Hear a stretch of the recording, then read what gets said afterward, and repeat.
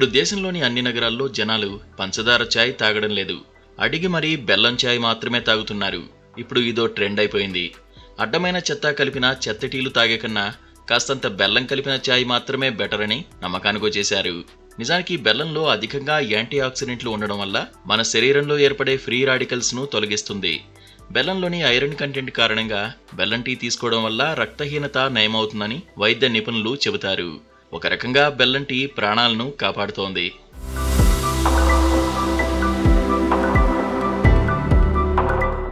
నిత్యం చుట్టూ చాలా మంది టీ ప్రియులు కనిపిస్తారు.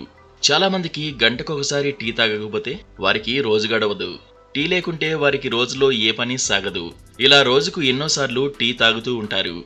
అయితే చక్కెర టీ తీసుకోవడం ఆరోగ్యానికి ప్రమాదకరం. ఇది క్రమంగా ఊబకాయం, మధుమేహం ప్రమాదాన్ని పెంచుతుంది.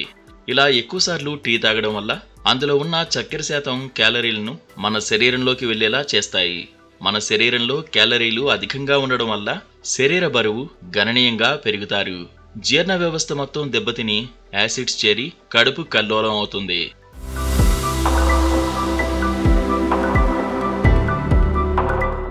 ముందుగా అధిక బరువు అడ్డంగా కొంపముంచుతుంది. అన్ని రోగాలు తెచ్చిపెడుతుంది. అందుకే టీలో చక్కెరకు బదులుగా బెల్లం వాడుతున్నారు అన్ని చోట్ల.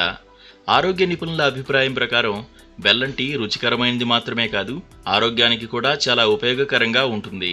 బెల్లం టీ తాగడం వల్ల అద్భుతమైన ఆరోగ్య ప్రయోజనాలు ఉంటాయని చెబుతారు.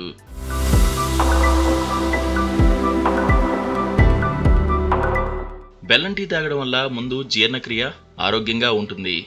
దీనివల్ల అనేక పొట్ట సంబంధిత సమస్యల నుంచి దూరంగా ఉండవచ్చు. పంచదారలో ఉండే రకరకాల రసాయనాలు ఆరోగ్యాన్ని దెబ్బతీస్తాయి. వాటికి తోడు ఊరు పేరు లేని లోకల్ టీ పొడులతో చేసిన చెత్త టీలు చివరకు ప్రాణాల మీదకు తెస్తాయి.